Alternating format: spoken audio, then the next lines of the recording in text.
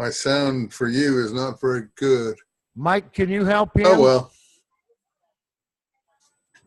Mike Clark? Well, don't worry about it. I can hear him. I can hear Robert fine. I can't hear you at all, Jackson. Oh, okay. I don't know why it's so dark behind me, because very, very strange. I'll tell you that for sure. What's going on here? All you do is see that, huh? That's right in my eye, that thing. Let me see if I can. Weird. I don't know why it's so dark in here. It shouldn't be. Let's see if I got another light to turn on here. Oh, that light's on. That's on. I don't know. The room is lit up as far as I can see, but, well, can you hear me now? Survive. I guess we'll survive. Look, it's light behind me. I don't know why it's not light on. Suppose I stand back here. What happens? Man? It's fine. Oh, well. We'll survive. Thank you. Did you hear me yelling at him there, Robert? That's good. I got him in the palm of my hand. That's good. You look sophisticated and somewhat gothic in the light. Now, can you hear me? Good. Can you hear me okay? Somewhat. Very low, Jackson. Very low. I'm not able to turn this up for some reason, but anyway. Let me get another microphone. Yeah, maybe my thing, you never know.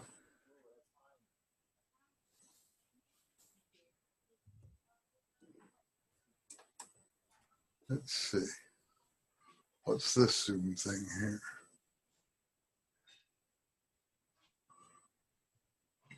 Well, I don't know. Whatever works.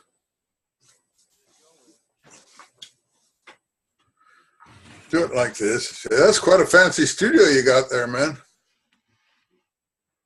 You're not kidding. We don't go halfway on boot camps. We just go 3/4 of the way. I see I can turn up the mic, but you don't need that up. So that's working. Matthew, your mic is off. You want it on or off?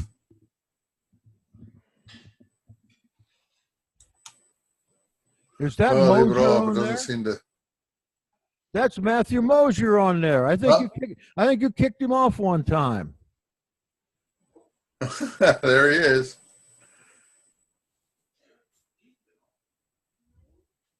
Okay, are you all ready to roll on this? You got 8 participants, it says. This Zoom is a little bit different than the Skype, I think. Yeah, Skype, whatever you call it. We've got about 30 people here. We're in Georgia. Well, if you got some folks, yeah, good. Now you're definitely off my screen. Only your head top of your head is showing. That's all right. We want to look at you. You're a lot handsomer than me. Good. That's important to you. Well, I didn't even have the right time, but it's 4 o'clock. I'm ready whenever you are. Did you get your ice cream today? Huh? Did you have your ice cream today? Ice cream? I had a bit of ice cream, I think. The worst thing is that I've been really sad all week, all month, is that my dog died. And she was the gentlest, sweetest creature that I have ever encountered. And even when I think of it now and I talk about it, the tears come up to my eyes, and I have never cried in my life before. There, I see you now, Jackson. I've never cried. I hate to say I didn't cry for my mother, who died at 102. I didn't cry for my father. I didn't cry for when Michael Bajan died. I should have, but I didn't. And friends and so on. And I cried all month for this dog because I felt she shouldn't have died. She was 12, but she shouldn't have died. I blamed myself. I thought I had done something wrong. That I did. Anyway, that's what's been a very, very sad. I mean, even now I think about it. Don't hear you, man. Somehow you've gone off.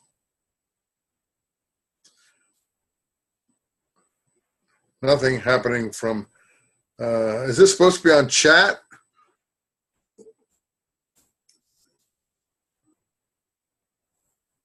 I don't know, man. I don't know where you are. Let's see. What's this thingamajig here?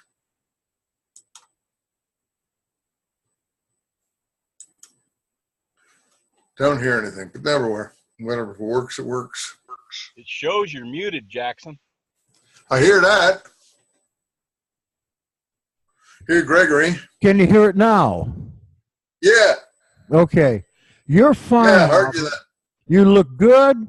You're ready to go. What format would you like to do tonight? And you see all these people in the background here.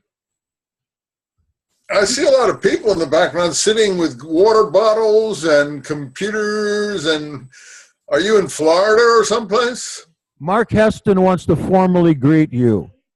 Well, I'm happy. Go ahead, Robert, Mike. I just want to thank you for taking your time to meet with us. We've heard a little bit about your background.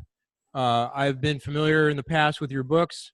I would suspect that after listening to you tonight, I'm going to buy a few. So looking forward to, our whole group here is looking forward to Mike, that disappoints me because I'd have thought you'd have bought them before and already read them, you know? I can't cover 1,000 pages. Okay. See, I'll just put something up here. Hold on. Well, I'm sorry. I guess I'm kind of new to the group.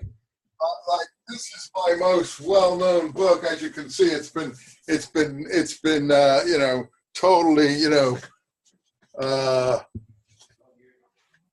okay. It's been totally yes. staggered by me with page markings and everything. Right. It's only about 1,000 pages long. I know. It's like, wow. So if you don't read that, you're not even into the field, Mike. I'm sorry. You couldn't. Yeah, I'm sorry. You couldn't see me anyway. No, I'm just kind of new to this group essentially, and so I'm getting bathed into all this stuff. And so I just heard today. I think that, you know, I'm looking forward to hearing what you have. What I said to some people today about this book here, I'm sorry I have such a crummy copy. I got a better copy back here in hardback, I think, someplace. Let's see.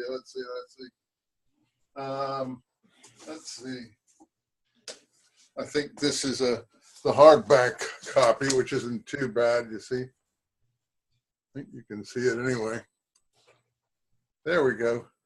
James, the brother of Jesus, and this one, this penguin book here. There we go.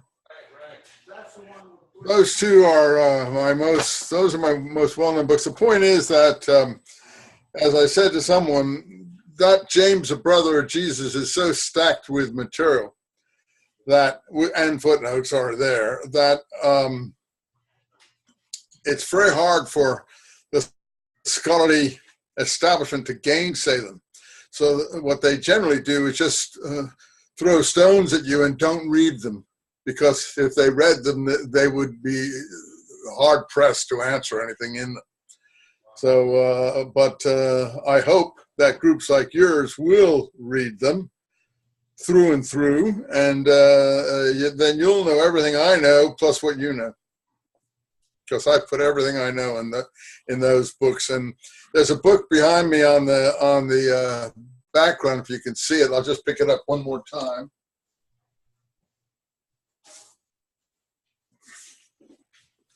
This book here, it's out in several forms. The New Testament Code, and that's another 1,000-page book. All these are 1,000-page books, and the point is that New Testament Code was all the pages I cut out of James, the brother of Jesus. So those were the pages that I had to, you know, publish under a separate cover with footnotes and so on and so forth. And that New Testament Code is dense. It's dense. And there's a guy in Tennessee that republishes them all. I forget the name of his publishing house. You probably know it better than me, the name of it. But he republishes them all, so you don't have to get those. But I do recommend the Penguin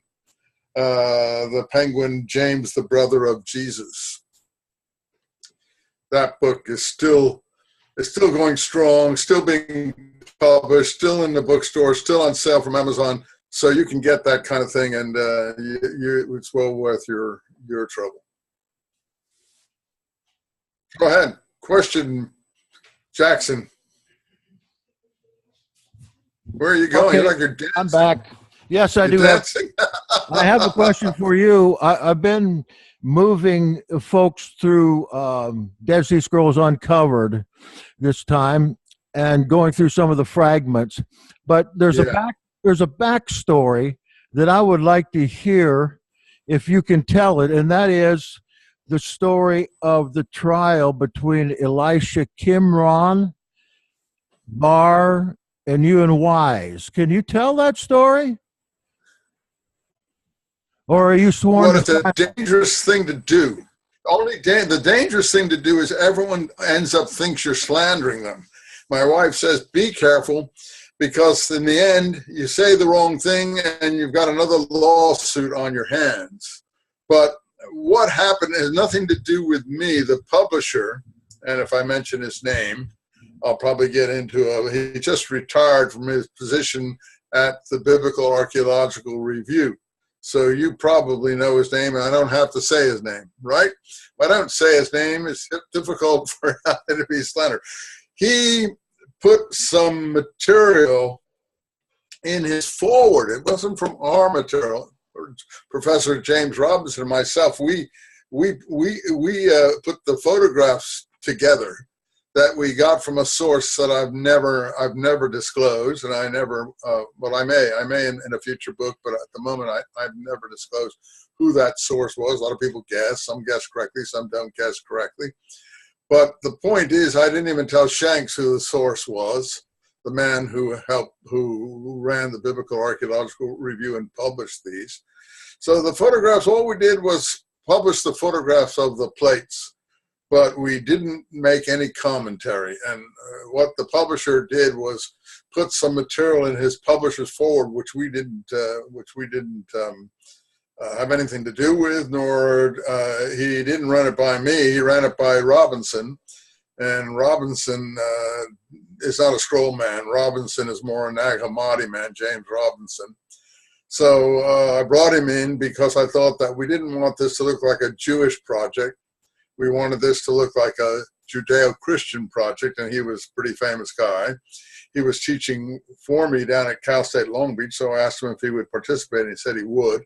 So we published the photographs, and we put a very one-page forward into the publication. And then the publisher put this publisher's forward, and this is what Qimron sued about, the publisher forward. But the judges never made a distinction between the publisher's forward and the book. Oh. So that's the factoid. I had to flee the country because I was teaching that term. I was out on an archaeological expedition. We call the area, in case your participants there are unfamiliar with the word Qumran, Qumran, which is the name of the wadi there that the Arabs gave it, where most of the caves are located against, near, or above, or not far from. And we were doing a walking survey of the whole area from north almost to Jericho, south to what is known as En-Gedi, and then Masada. So it's about 50 kilometers of the Dead Sea coast. We were looking for caves that hadn't been, let's say, found yet. And we were on this expedition, we were doing this walking survey, and then these people from Jerusalem came and served me with this lawsuit, and I got out of there.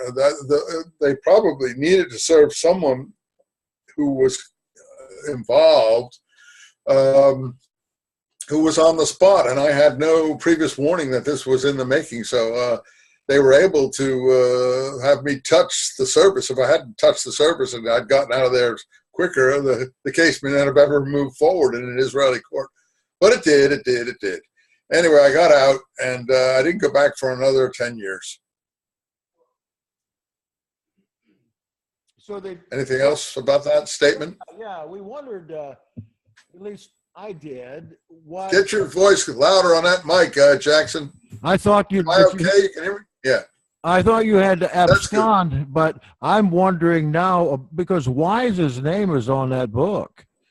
I mean, what happened? I don't think Weiss was on the book, was he? I don't think that was the book I did with Weiss, but my memory is pretty bad. Well, it's the MMT I'm talking about. Published with the Biblical Archaeological Review. There was another shorter thing that you're talking about that I did with Weiss, which is this other Penguin book. I think it's a Penguin book. This one here, The Dead Sea Scrolls Uncovered, where we just translated a few of the documents, the Dead Sea Scrolls Uncovered. Right, we have translated a few of the documents from the collection, but that's not what the lawsuit was about, not this book at all. Well, while on the subject, I thank you for that answer, because that clears up. So did you have to go through Jordan, or how did you get out of Israel then without being pinched? No one, the thing had not gotten to the legal status yet, because just because they served me doesn't mean it was in the court yet. So there was no hold at the airport yet on anybody. And I knew I had to get back to America. I took the first flight I could get through Canada and to California so I could get back to my classes, because we only ever went out there in the winter time, because that was the coolest time that you could do work down by the Dead Sea. If you went out there in spring, summer, or early fall, you might die. You might collapse of exhaustion, because it's so, it's so humid and so hot down there. You can't really do a lot of work. So winter was when we went. So I went between terms and took students out with me. And so I had to get back to teach, so I got back. And the reason I didn't go for another 10 years is because I was waited till the lawsuit was finished. And when the lawsuit was finished, we countersued the publisher, and the court accepted our countersuit. So I think he and his publication were forced to deal with the issue of the outcome. But we didn't publish any of Kim Rohn's work, and I never have. I just never have. But the problem there is that well, anyway, the publisher has insurance for that kind of thing, so I'm sure he didn't suffer a lot, but he got a lot of good PR. So, altogether, I'm sure he liked the whole thing. I don't know. I can't speak for him, but I think he probably did. And anyway, whether he liked it or not, he benefited from it, because the PR was pretty good for him. Thank you. I have another question that kind of piggybacks on this. I think everybody might be interested in. And that's in the Pseudo-Clementine homily, or in the recognitions. We read about Peter and the gang being, running in exile out of Jerusalem and heading toward the Jordan, and they're going to Jericho, and they stop by a graveyard. Now, if this graveyard could be found. That's not in the homilies, I think. That's in the recognitions. Yeah, in the recognitions. The homilies and the recognitions are two variations on the same document. And the homilies is, just chatter. Whether you can depend on it as accurate or not, I am unable to finally state, or you'd have to decide for yourself. But the recognitions has one important passage preceding this flight. It has an attack by Paul on James in the temple, and literally an attack by Paul on James, and that is not recorded anywhere else. It's I think in the New Testament, it's more the substitution. There's a substitution for it. It's mostly the attack on Stephen in the temple. Stephen, someone we don't even know. Stephen is he's supposed to be the emperor's messenger, but it's not a person that we've ever had anything to do with, and why he'd be attacked is not possible to imagine. But the attack by Paul on James is unique, and what happens is Paul. I've already written, if you go to my website, roberteisenman.com, you'll see a lot of my articles. robertheisenman.com, I have two websites. And one of the articles is Paul as Herodian.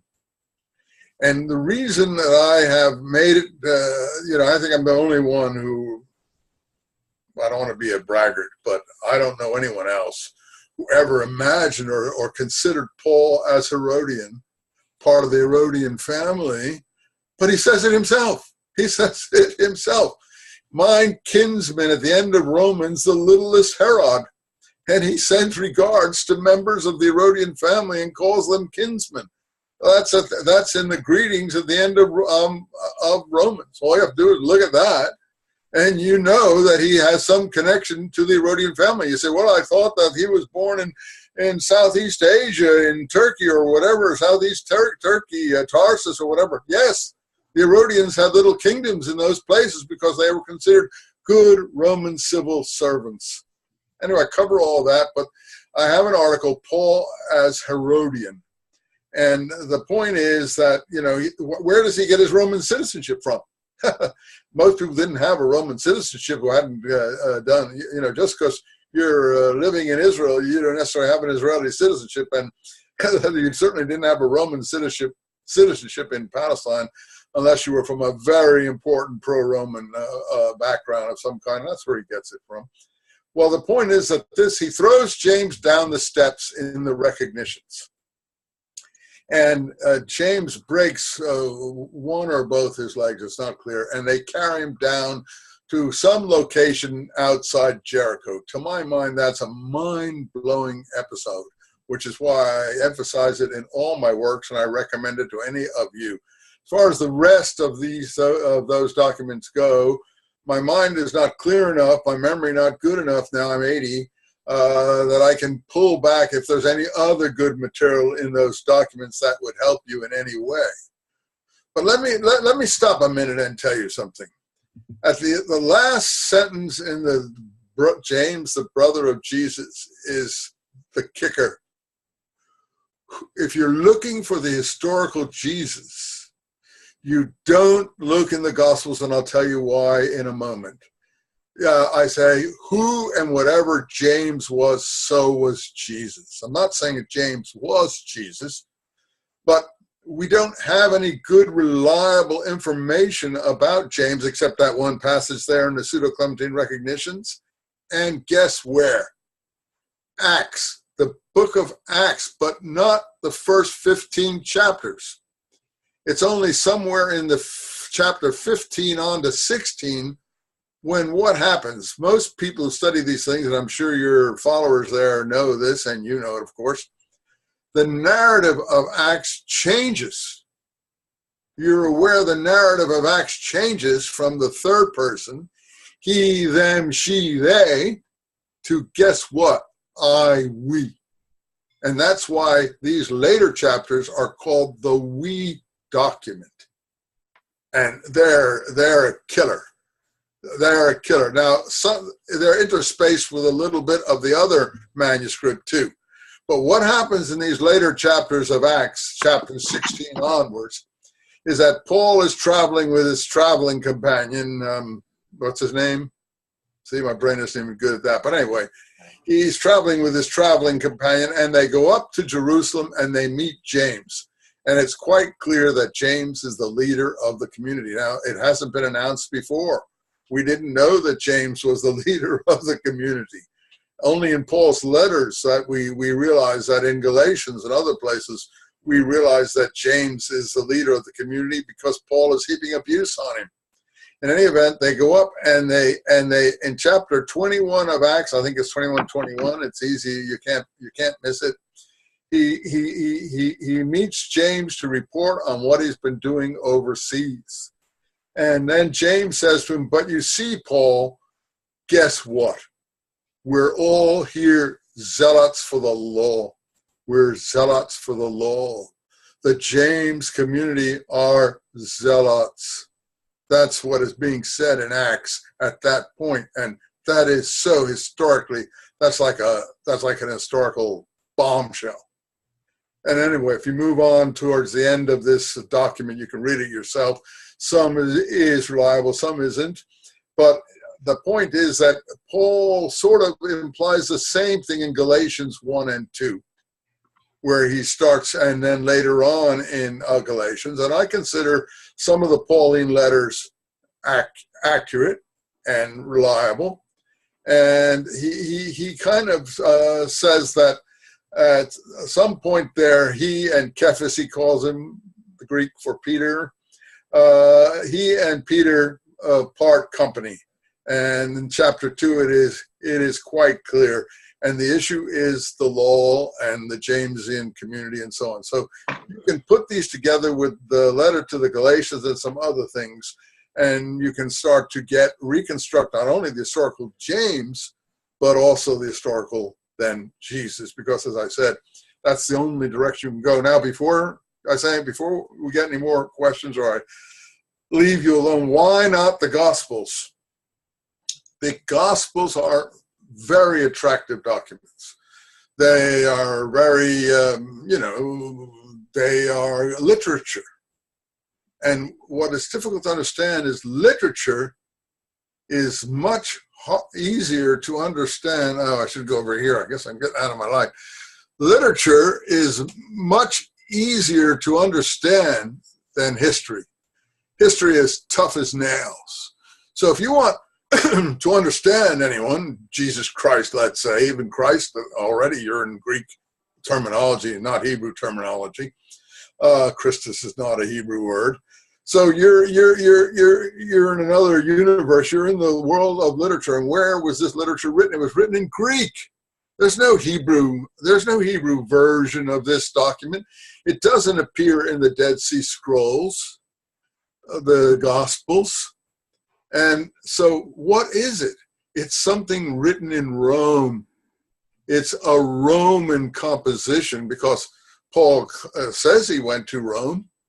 And there he was involved with the same person who published Josephus, was a Jewish traitor who went to Rome. And the person who sponsored them is the person to whom Josephus dedicates his works.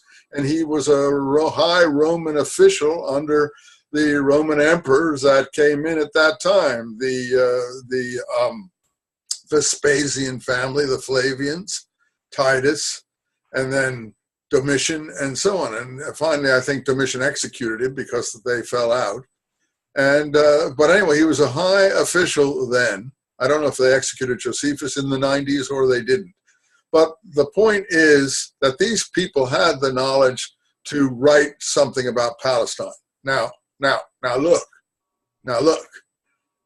What are the Gospels? The Gospels are pro-Roman. Roman soldiers are portrayed as positive people. The Jews are, on the whole, portrayed negatively. I've been thinking to myself, where does all this present-day anti-Semitism come from? I hate to say it, but it flows right out of this beautiful literature, the Gospels. I think if Jesus read the Gospels, he'd be shocked. He wouldn't recognize himself. He wouldn't recognize himself. And I love one of the passages that is originally, I think, in Paul's Corinthians and also in the Gospel versions of the Last Supper. And that's why I call this the New Testament code book. I called it a code. You know, Jesus is pictured. I say pictured because I don't think he said this. You say, how can you contradict the Gospels? Well, I don't contradict them. The Gospels are literature. I don't rely on Tolstoy's War and Peace for anything. I don't rely on Dostoevsky. I don't rely on Hemingway's fiction for anything. This is literature. Okay, so at this one moment in the Last Supper, Jesus is portrayed as lifting the cup. And he says, this is the cup. That's why I called this the New Testament code of the New Covenant or the New Testament in my blood. Now, we all know that. That's famous, right? The cup of the New Covenant in my blood. Why would he say that? Why would he say that? That's where we go to the Dead Sea Scrolls. We couldn't say any of this. We'd be in limbo. If I said this 100 years ago, it'd be a joke. No one would ever believe. But what happened? This huge new literature came to light along the Dead Sea Scrolls, along the Dead Sea, which is why we call them the Dead Sea Scrolls. A massive amount of literature. And what occurs in this literature? Well, frankly, the attitude is about 100 degrees, the opposite, 180 degrees, the opposite of the Gospels. This literature is pro-law. This literature is for the law of Moses. This literature is very aggressive.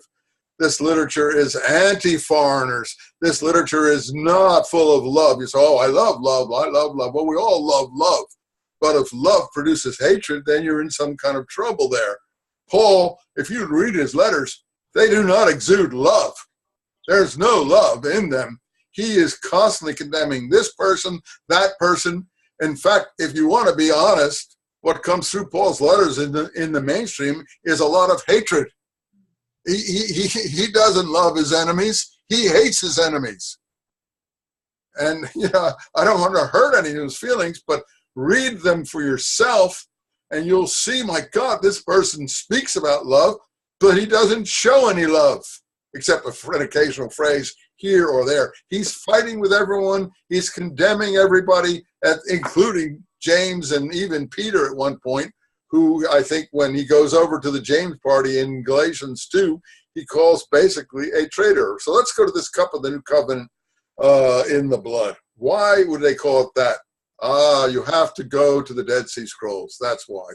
Which shows that the writers of the Gospels and Paul too knew the Dead Sea Scrolls, or a good deal of the Dead Sea Scrolls.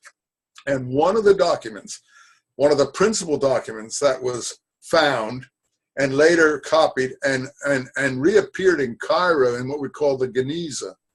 You know what the Geniza is? It means a secret place in synagogues to hide manuscripts. Geniza means to hide, to shelter, to put in a secret place. In this Geniza, they would keep documents that they wanted to keep, but they didn't want everyone to see. We found in the beginning of the 1900s, we found the Damascus document. We call it the Damascus document because it talks about going to the land of Damascus and raising, guess what? And raising the new covenant in the land of Damascus. That's about column 6. These are in columns. They're like this, because Hebrew reads from right to left, not this. So I think the Damascus document has about 16 columns or so. But the point is, in about column 6, we get raising the new covenant in the land of Damascus. What is the new covenant in the Damascus document? It is just a reaffirmation of the old covenant, but they're raising it again in the land of Damascus. Okay, let's go to Jesus at the Last Supper. This is the cup of the new covenant in my blood. Ha, ha, ha. Take the word Damascus. That's a Greek word. It's not the same word in Hebrew, but let's leave it in the Greek. And then look at its parts. What is Dam in Hebrew and also Arabic, basically? Blood. And what is Kus in Hebrew? Cup. Oh, we see that what's happening in that passage is they're playing on the land of Damascus ideology, whereas you are in the land of Damascus as a reaffirmation of the old covenant and re-erecting it in the land of Damascus. And I cover all this in my books, particularly the New Testament Code book at the end. So what is happening there is that the person is doing a, how should we put it, a play on the word Damascus. He's doing a play on the word of Damascus. Where's the cup come from? Kus. Where's the blood come from? Dam. This is the cup of the new covenant in my blood. The new covenant in his blood, not the new covenant in the land of Damascus.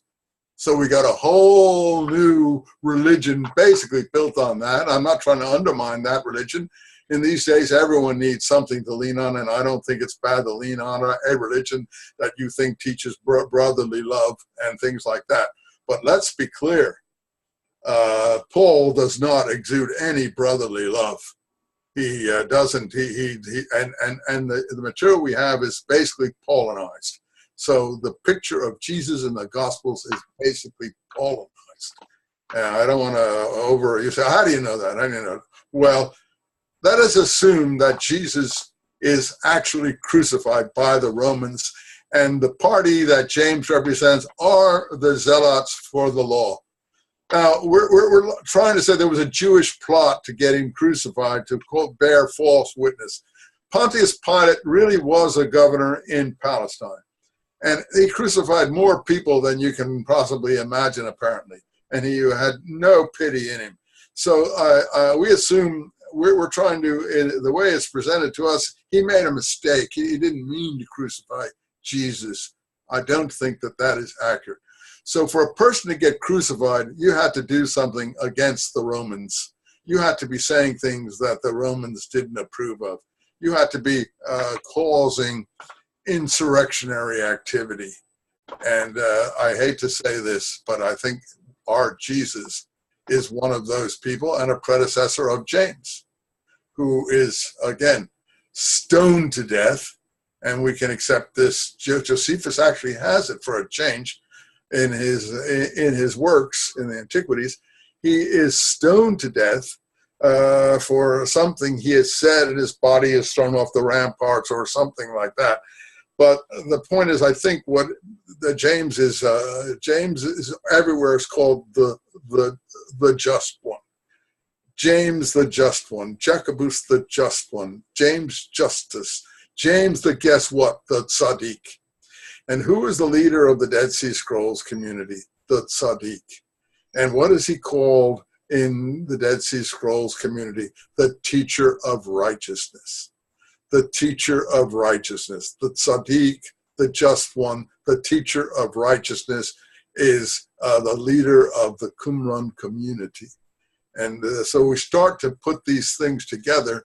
So here's my final statement on this, summing it up. I know it's offensive what I've said to some folks, but the point of the matter is, if you want a clear head and you want to move forward, the point is that the Dead Sea Scrolls, regardless of what scholars say who have them as Essenes, these are not Essenes as such. There are 3 or 4 different groups of Essenes.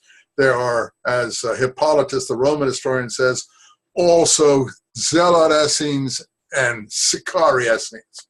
What are Sicarii Essenes? That's like Judas Iscariot. The word comes from Iscariot, Sicarii. Sicarii were the knife people. It's the Roman word for knife people. In other words, they cut people's throats. These were the worst form of zealots because they killed their opponents. I'm not trying to be bloodthirsty. I'm just telling you the truth. So what we have in the literature of Qumran, I abjure all those phrases. We don't have peaceful Essenes kissing other people on the cheek and turning the other cheek. No, they don't turn the other cheek. One passage in one of the scrolls says, hate the sons of the pit. Now, if it says hate the sons of the pit, where's the turning of the cheek and where's the love? It isn't there. This is a revolutionary movement. The literature at Qumran is a revolutionary movement. And what is it? That's the best term for it because it is so messianic. It's the literature of the messianic movement in Palestine.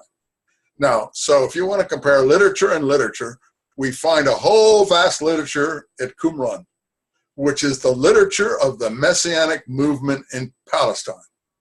That's my phrase for it, and I think you'll find it's accurate. And then this other literature, which is a reproduction or a representation of it through a Paulinized Roman activity, which is basically the Gospels as we know them, et cetera, et cetera, et cetera. So if you want to compare the literature that the Gospels represent with the literature of the scrolls represent, you get 180 degrees opposition. Mm-hmm. But I'm not advocating the scrolls as something to live by, honestly. I'm just advocating the scrolls as something to know the history of Palestine and why people would have been crucified and why they would have died these kinds of deaths in the way that they did. You can't, you can't be crucified if you're loving your enemy, can you? Okay, Jackson. Somebody asked the question again about Stephanos and his being a kind of a doppelganger for James. Can you, huh? Can you go into that in your? Who? The question about who? You can't hear me? Yeah, I hear you now. All right. About who? Stephanos. Stephen, as Oh, Stephanos. yes. I don't even credit him as an historical character. He appears in Josephus at one point. I don't think he has anything to do with Christianity. I don't think he has anything to do with Jesus. And I said that his stoning in the look, the first 15 books of Acts are the same kind of thing as the Gospels. They are not reliable history. They are Paulinized literature. It's when the we document comes in, as I told you, in the middle of James has a conference where he sends a letter to northern Syria. Why? Because there's an active community in northern Syria. People who later joined the revolt in Palestine, the royal family in northern Syria, the ones the Turks are attacking now in our time. The, what are those people called up there? The Kurds. It's basically a Kurdish kingdom in northern Syria and northern Iraq that have gone Jamesian on us. And that's why these letters are going up there. And these people joined the revolt against Rome. I dedicate my James book to one of them. Here, I think this book is pulverized, as you see. But as I think the dedication will be, if I can find it, James Brother G, the key to unlocking the secrets of Dead Sea Scrolls. Here it is, Monobasis and Kennedaeus, the grandsons of the so-called Ethiopian queen. That's another insult to call her. She's not Ethiopian, and not that I care, these are people who are the descendants of Queen Helen of Adiabene. Adiabene is in northern Syria and on the way to Iraq, where they're fighting the Kurds now. And they give their life fighting the Roman armies coming up to Jerusalem in the uprising against Rome in the 66 period at the pass at Beit Horon. And I've driven through that pass. I know that pass. And you're fighting at that pass, man. You're fighting in terrible conditions. And they're fighting a whole Roman army. And they came from northern Syria. They came from the Kurdish-type peoples of northern Syria. The Turks come in later from eastern Siberia, much later. They sweep across the world back in the in the 600, 700, 800 period. They sweep into these areas, but the Kurds and those kind of people were already there. So these are so I can't say anything. I can't say anything about the character that you just mentioned, Stephanos. He's a substitute in the literature for the attack of Paul on James.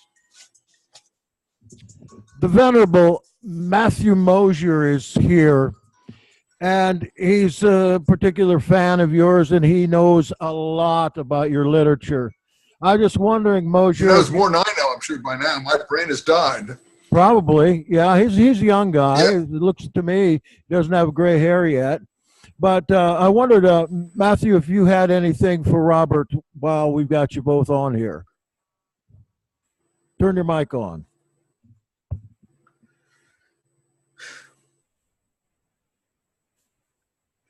I see something saying Mike. Is that, I guess that's like my poor dog that disappeared. Yes, he's Mike Clark, one of He's our officers. Mosier, are you going to come on or not? Well, anyway, let him speak to you, and you can ask the question. Okay, all right. He will do that. My question, you didn't quite answer that. I was asking about.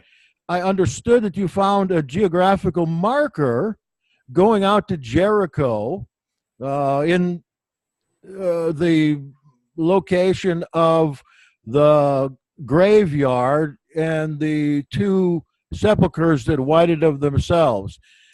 Well, those stories about the sepulchres whitening of themselves, I think that's from the pseudo-Clementine literature, right? Yes. Yes. Well, we did find two graves in this one promontory of the Dead Sea graveyard, and it looks like all of the graves in the graveyard are pointing in the direction of this promontory. So it's a very, very, very beautiful promontory, and I think I have pictures of it in these books, but they're so, these books are so, so horribly mutilated. Let me see if I can see here. I can find a picture of this promontory here. Let's see. I think, I can't even get this page to open up, but anyway, come on, open up. There it is. Down here. That is a promontory there, which has, as you see, we dug there, and there's 2 graves on that point there. You can't see it because of this silly light that I've got here.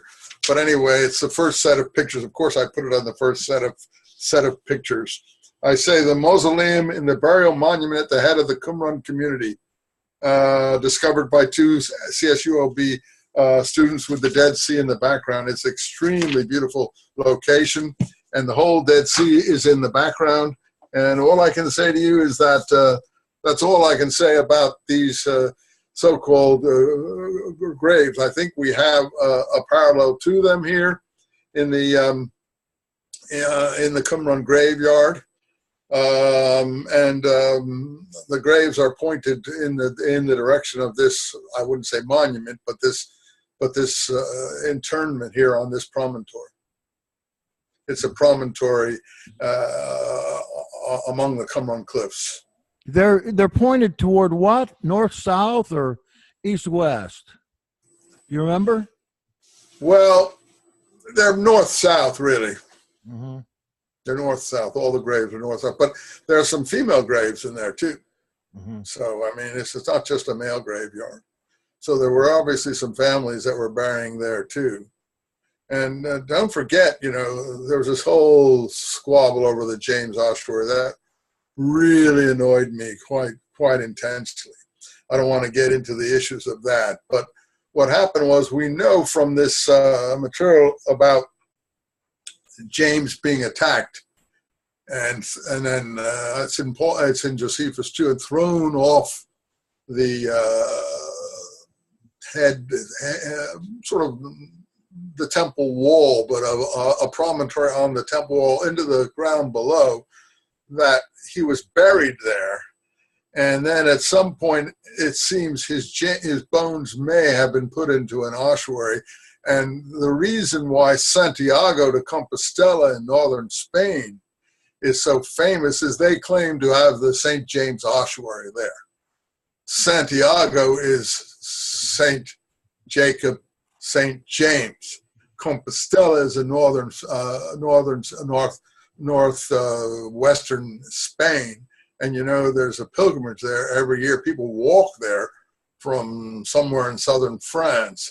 And it's a huge activity of a pilgrimage type people. It's a pilgrimage site there because of the ossuary of James. I don't know if that's actually the real James ossuary they claim it is. There's an Armenian church in Jerusalem that also claims to have the so-called James ossuary because his bones were taken up at some point and put into an ossuary. But this other character in Jerusalem, and I don't want to get involved with this guy because he sues everybody, but he claims that he has the ossuary and so on, and he has the ossuary that says James, I guess the son of Jacob or something like that, or no, James is Jacob. Jacob, the son of Joseph, the brother of Jesus. Well, the handwriting on that, I mean, he got out of the court case on that. There was a huge court case on that in Jerusalem, too, about whether that was authentic or not. The court didn't give a final decision. It just didn't go after him for any negative manner or penal manner. But at the time of James's death, James was so famous, I don't think that you would have needed to put James, the son of Joseph, the brother of Jesus. Jesus, I don't think, was really famous yet in Palestine. he became famous in the Gospels later on. So the question is, would someone have made an ossuary of this kind? So is that ossuary authentic? Well, I already wrote that I didn't consider it to be something I would want to rely on. I'm choosing my words very, very carefully here. But the question of the James ossuary and also who James was, you see, is extremely important. And you say, why are you making such a fuss about this character? Because he was the leader of the community. You can see that in Paul's letters. You can see Paul's these so-called pillars. He says in Galatians 2, and here's his bad temperament. Not that their importance means anything to me. He doesn't care about the leadership of the church. And, you know, Peter, James, and John supposedly. And the point is, anyone who would make such a comment shows that he has no respect for authority, and he actually has a hostility towards it. Later on in chapter 4 of Galatians, an incredible letter, and I don't remember it that well anymore because I haven't been teaching for 6 or 7 years. But the point is that later on in that letter, he speaks of the you know, sons of the circumcision or something like that, and he's very scathing about that, very scathing about that. Now, I'm not a great insister on circumcision. I'm not a preacher. But the point is, those people at that time did, and even in conversion to Judaism this time, you really have to do something like that. And, you know, the law of Moses, like it or not, think of it as reliable or not, dictated that. And that was something that even went into Islam. Islam, the only difference is that Hebrews do it on the 8th day, so the child only yells for a minute and then doesn't feel much anymore. But the Muslims absorbed it. They don't know where they got it from usually because they don't acknowledge what their sources are often. But you don't have to do it there until you're about 13, a mature person. But I went to one of those, a Muslim circumcision, people about 11 or 12 years old, and you wouldn't want to go to that. You would not want to go to that. Oh, my. Well, we have What'd you say? Your microphone again. We have a question here from our brother Jason. Oh, sorry if I'm rambling. No, we love it. Oh, I hope that I'm not rambling. Well, just stay at home. Don't go to a nursing home or they'll think you are rambling. I ain't going to no nursing home. I put a bullet in my head first. Go ahead. Jason has a question that's probably going to take a little bit of speculation on your behalf. He said, was Paul's theology derived, do you think, from a legitimate conversion, or was it the deliberate false flag story concocted on behalf of the Herodians? What do you think? The opposite. Yeah, the second. Deliberate story concocted? Well, are there any... He didn't legitimately convert to anything. I do think he was familiar with the Qumran community. I think he'd been to know the things he knows. He has to know something of the scrolls. And I think, you know, the scrolls expelled, the community expelled people that they thought were backsliders. And I do think that he was an expellee, someone who was expelled from the community. And I'll give him that much. So I don't think there was a legitimate conversion ever, though I think he wanted to know something about these things. He may have just been an espionage agent who was infiltrated into the community, being an Herodian background.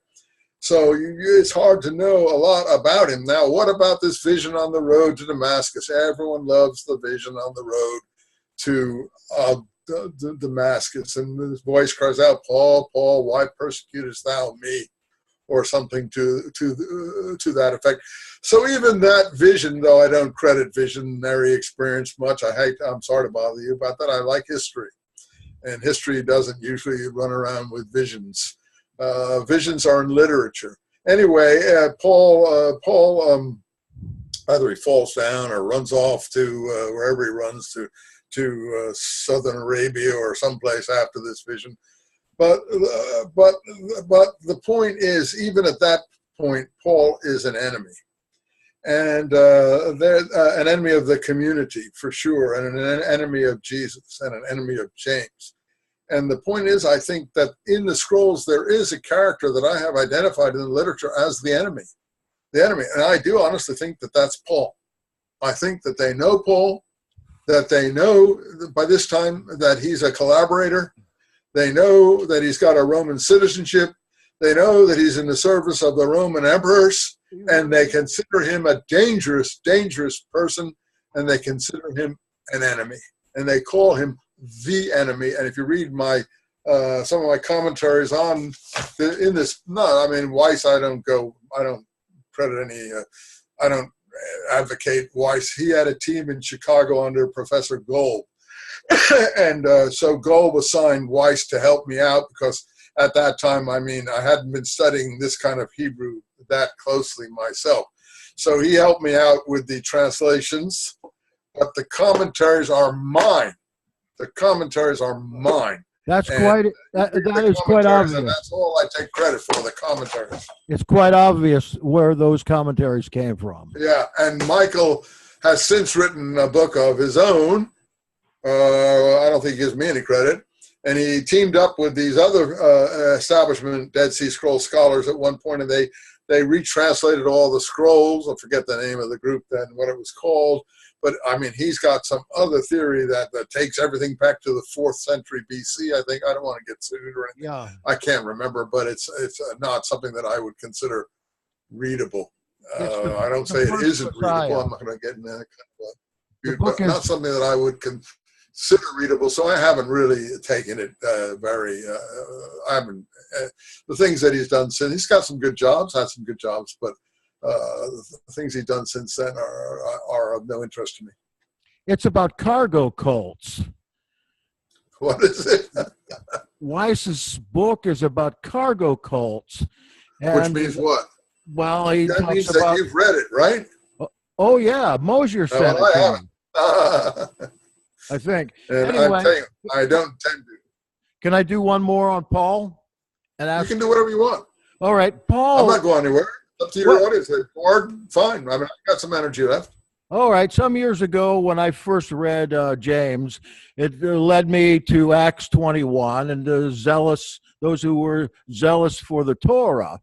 I am wondering now why, as we have Paul criticizing the super apostles for everything he can think of, why isn't he criticizing them for their violence?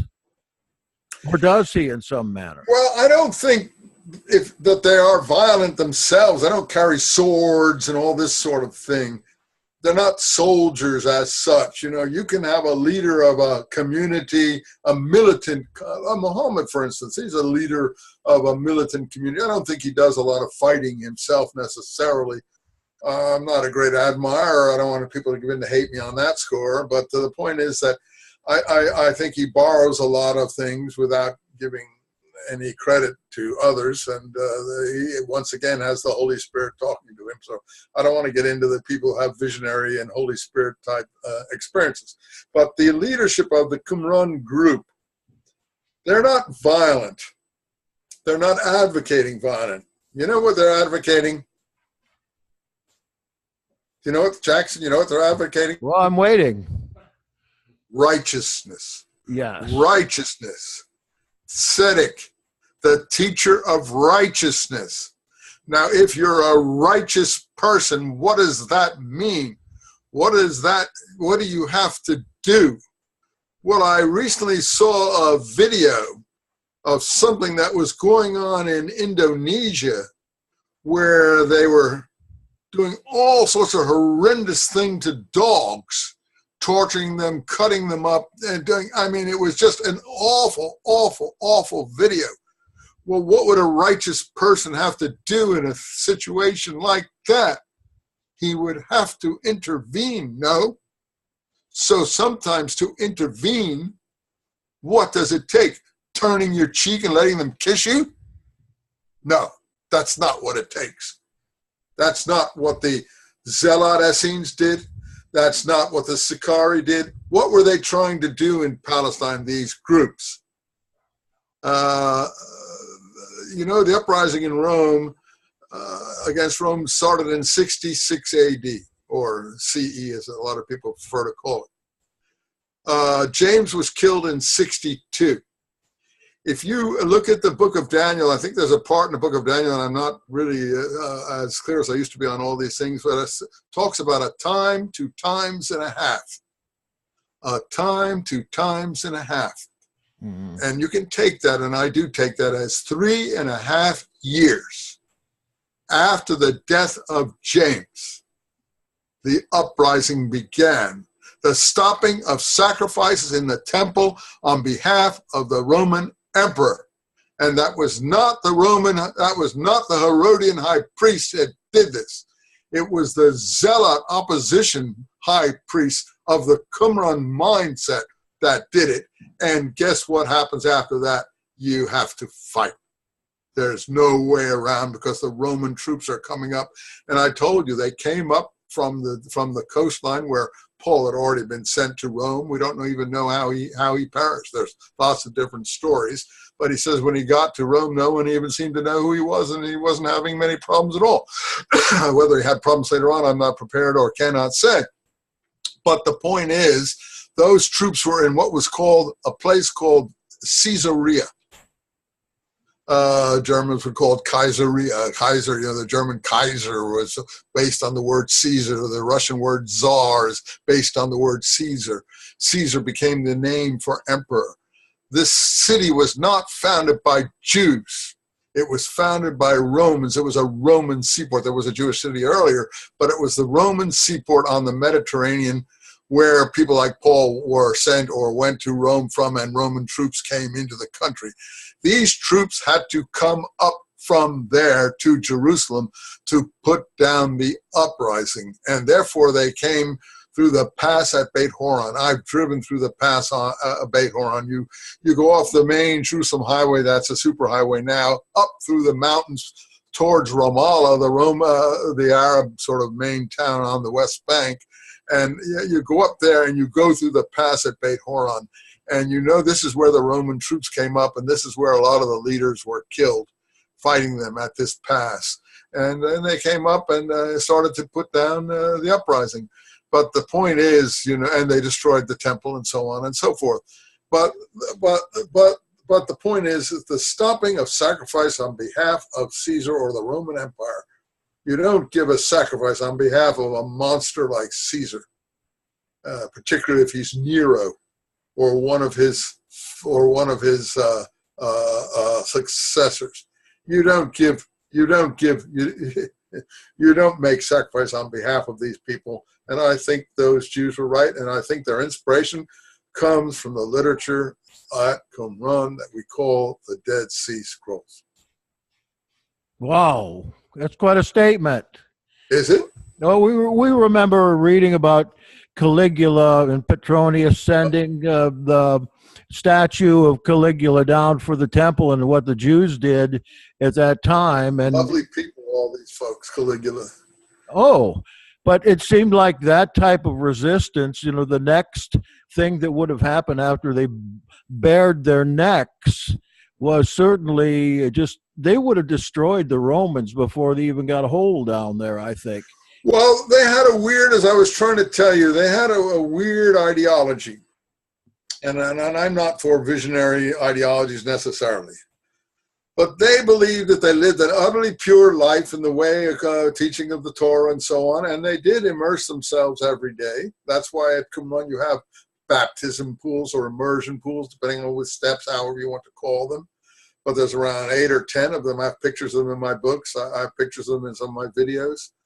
The point is that they did have immersion pools. They did do this on a daily. They were daily baptizers, if you want to call them that. There was a daily purification ceremony, but Qumran wasn't their only center. It was just one center. And Masada was evidently a center too. Masada is where the last holdouts, held out till 73, when they all did what? Committed suicide, as you may know, killed their own families rather than let the Romans take them alive and send them to Rome and make slaves and impure people out of them. They preferred death to impurity. This is Dead Sea Scroll mindset, and there were scrolls found at Masada, We have found Dead Sea Scrolls at Masada, so we know the two places were linked. So if you're going to leave Qumran area and go to a place where you have a better chance of protecting yourself and survival, Masada is the place. If you've ever visited it, it's an incredibly hard place. It was Masada is the word for fortress. It was an Herodian palace fortress originally. The first Herod, the 30 BC Herod, who died around 4 BC or so.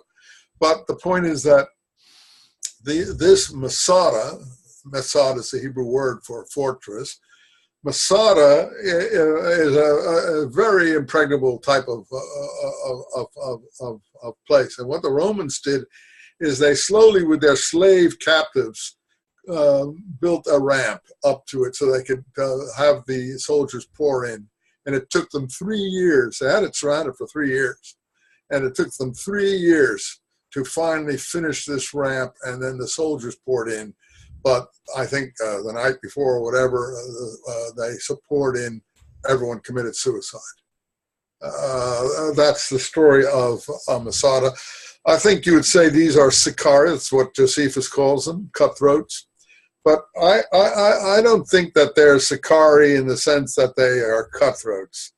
I think there's another meaning to Sicarius. I give it in my books. I forget exactly my own arguments there. But I think these Sicarii Essenes were people that were, extreme Qumran type of adherents, and this is what finally transpired. So if you're going to fight these kind of people who are going to kill everybody or send them to Rome in slavery, like imagine what it'd be like to be sent as a woman to Rome in slavery. I mean, really? Do you know what would happen to you? Do you know that these people could not allow their families to be treated like that, to be dealt with like that? So yes, Jackson, they had to fight in the end. You have to fight evil. We had to fight Hitler, didn't we? We didn't want to fight Hitler. We tried to stay out of the Second World War, but this man was a monster. A monster out of his, and the Germans, for some reason, were captivated by this individual. So the Americans had to fight. And we fought very fiercely once we got into it. And I have to admire, I don't think America would fight that way again. I don't consider the Vietnam War, I was against the Vietnam War. I don't consider that a legitimate war. And I don't think anyone liked doing it. And I don't think Americans have ever fought like that since. And I'm not sure this generation of millennials would be willing to do that. I don't think that they know what I think the Lincoln period Americans knew that. And we talk about slavery and things, but everyone forgets 600,000 people fought and died to make this group free Americans. And of course, there was Ku Klux Klan, that kind of thing. I don't deny the history, but that doesn't mean that we didn't have 600,000 people give their lives for this, and nobody gives them any credit for this. Nobody. You never hear a word of thanks for them, and I am astonished. I mean, I'm not a great believer in fighting, but you have to fight for what? Righteousness. Righteousness. That is what the scrolls fought for. That is what the so-called zealots for the law fought for. That is what the Sicarii fought for. That is what the Masada people fought for. That's what the Americans fought for in World War II. That's what the Lincoln followers fought for during the Civil War. Righteousness. Righteousness. That's my final, ethic and belief. Very inspiring. You think? Thank you. Oh, absolutely. But you have to know what righteousness is then. That's the next problem. Well, that's part of what you wrote about sectarianism. In order to be righteous, sometimes we have to reinterpret what rules we have. Yeah, we have to. The thing is that I think righteousness is an intuitive matter. You intuitively know what righteousness is. Forget your teaching. Forget what you've heard. Forget what people have told you. When you see a man or a woman, I don't want to get sexist about this, beating a dog for no reason, like those Indonesians did, and cut them up into little slices, and do those things to torture them and take their skins off and that kind. When you see something like that, you intuitively know this is not righteousness. This is not righteousness. Is the screen freezing? I don't know. I think it is. I better hit something here. Yeah, but we're doing good. Would you consent? Okay, you can see everything good. Yes. Because I can't see myself anymore on the screen. But anyway, as long as you guys are doing okay and it's working. Yeah, righteousness is something you know in your soul. You know what's righteous. It's intuitive. It's a basic inner understanding. You don't even have to be taught it. You know it. That's my personal belief. Well, when I see righteousness, like I blame myself for my dog's death because I didn't treat her properly towards the end when she was in obviously suffering. I wanted to make her eat. And in trying to make her eat because she would only drink water, I think, I might have even hit her a few times. And I consider that an unrighteous act. And I know it was an unrighteous act. And I blame myself for it because I don't believe that you should be unrighteous ever. And I saw her teeth clenched shut, not wanting to take the food in her mouth. And I forced it through her teeth. And when she tried to bite me, it didn't happen often. I would slap her in her nose. That wasn't right. That wasn't righteous. That wasn't good. That wasn't decent. And you know that in your soul. I've confessed to you now. You are forgiven. Thanks. I don't know what else to say. I have to forgive myself. Yeah, I only wish you were here to forgive me, but she isn't. And nobody can forgive me. I'm not a Catholic. I don't believe that there's a church or something that can forgive anybody anything. You are the only one that can come to terms with what you've done. But also, you have to protect others. You have to protect animals. You have to protect other beings. And you have to be honest about history. And history is the hardest thing in the world. So the scrolls is what I was going back to. The scrolls are so difficult. I try to take you through the scrolls.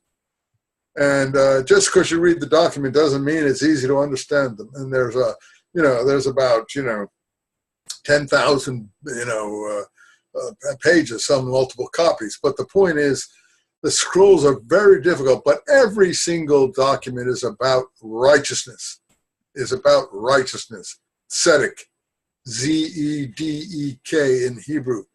The righteous one, Tzaddik, Z-A-D-D-I-K in transliterated Hebrew. The teacher of righteousness, Moreh, teacher, Ha-Tzedek, the Tzedek, righteousness, the teacher of righteousness. And to me, these documents are the epitome of what they thought, we wouldn't agree, was righteousness, and therefore, in the end, you had to fight. You had to fight World War II. You had to fight against the Roman Empire. And guess what happened to them? They lost. They lost and were annihilated. And the product of what their annihilation was is the literature that we're familiar with. Now, some are good things in that literature. I'm not saying there aren't. But the point is that that is not their literature, and that is not what they wrote. That is a Romanization, Paulinization of what they were trying to say. Well, maybe it was. They lost, and everybody was killed or sent into slavery or had to flee. And the Jews didn't come back till the 1890s, and now the Jews are being pillarized. My great-grandfather walked from eastern Poland, western Russia, where he came from, near Bialystok, Yavne, I think it was called, something like that. Anyway, I went to visit that when I went to a conference there. He walked all the way from eastern Poland down to Constantinople, Istanbul now.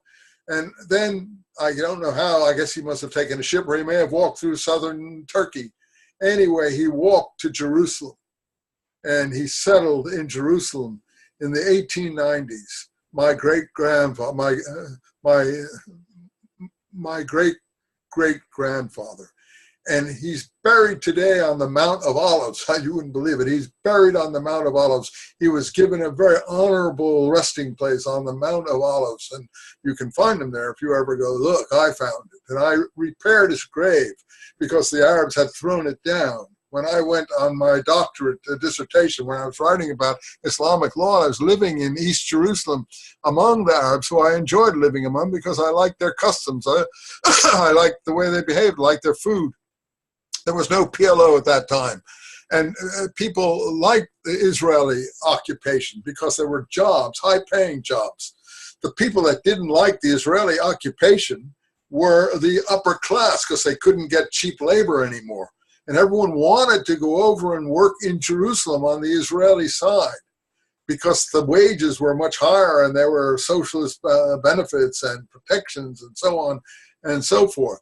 So many of these anti-Jewish, anti-Israel groups have been founded by upper class, I don't want to say Arabs, but upper class people who were not happy with their new situation and were fostering anti-Semitism. But my great-grandfather went there, I guess it was my great-grandfather, went there in the 1890s, and I went there after I was living in Paris, and Jackson has the book I wrote at that time of poetry, The New Jerusalem, where I documented the whole in a book of poetry I wrote, which has since been published twice, and you can get it, called The New Jerusalem. And that, let me see if I have a copy of it here in back of me here. I don't see it, but I don't see it here. But this is a book, Grave Distractions Publishers has republished a lot of these books. These are essays I wrote about 20, 30 years ago about my experiences on the West Bank when I was writing my dissertation. But in any case, we found the grave and we repaired it. And I bought for my family 10 more graves on the Mount of Olives. And I now own 10 graves on the Mount of Olives near my great-grandfather. And, you know, I'm so pleased at that. So can you hear me, Jackson? Yes, we're just kind of in awe with the story. Yeah, I bought 10 graves. I don't know, my kids have families and think they probably aren't going to want to be there. But my wife and I are certainly going to be there, and any of the children who want to be with us. The problem is their children. You can't get graves there anymore. They're closed out. And, you know, I paid about $10,000 each for each of the 10 graves. And so I have 10 graves on the Mount of Olives, and I intend to be buried there. I buried my mother there and my father. And I will be there, and others with me, and I will be with my family who are there too. And you all care about the Mount of Olives because you hear so much about it in your scripture. So you know what the Mount of Olives means. And I don't know, this other computer, maybe we can get a better picture on this other one because we seem to be having trouble here. I don't know. Well, I thought maybe we could adjourn and maybe you would come back on Thursday. This is Thursday. Well, I don't know if you people want to hear me go meander on again. Yes, yes. I won't ask you to drag you sure? the story again. What do we want him back? Okay. No. They said no. I heard no. Always. Well, if you want me back, I'll try again on Thursday at 4 o'clock. Wonderful. And again, we thank you for the. Well, you're showing your insides a little bit here, and we appreciate that. Thank you. Well, what I appreciate is your patience in listening, and that you're willing to hear things that might strike you negatively sometimes and might hurt precious feelings and things that you have of your own that are precious. And I don't mean to hurt you, but I do appreciate your forbearance and your patience and your kindness in letting me go along like this and try to impart some of the information that I can give. And I will tell you this, you know, if you want to depend on anyone, I don't know anyone you can depend on regarding the scrolls or early Christianity. There's nobody I can recommend. I do not recommend someone whose first name, who got his experience with me, who first attacked me terribly and then tried to adopt many of my ideas, whose last name begins with T. I don't recommend him at all, and I'm not going to mention any names. But he came on that dig with me, where they served me, and came down to the airport with me, and he's been active in doing things there ever since. But that is not the point. I don't like people who revise or adopt my ideas for their own usage, and even use my own publisher. That's something else. Again, I don't want to get into names, and I'm not going to get into names. But the point of the matter is that I don't recommend anybody that I know who can tell you about these things. Neither the New Testament, the Scripture, Paul's letters, the last part of the book of Acts, the Dead Sea Scrolls. I know nobody who can tell you these things that I'm not trying to be jealous or anything, that I can recommend and send you to. I don't know any, and some have adopted my ideas fairly well. Okay, then you know who they are better than I do. And my eyes are so bad now that I don't read very easily. But I want to thank you very much for listening to me and letting me ramble on at your and imposing on you like this. And you are very patient and kind and appreciative audience, and I'm grateful to you. Thank you. You have been so faithful these last 4 years. Thank you. I never will stop being faithful to the things that I'm trying to recover as righteousness. Righteousness. Tzedek. The more HaTzedek. The Tzaddik. I don't like Kabbalah necessarily. They follow a tzaddik, as you know, a righteous one. And they call him the righteous one because they believe in this thing to some extent. But I don't necessarily think their ideas are the way to go, and I'm not advocating them necessarily. I'm not attacking them. But you, as I said, intuitively know what is righteous. And it has to do with something you can perceive with your own soul and your own being and your own eyes. And that's what I recommend.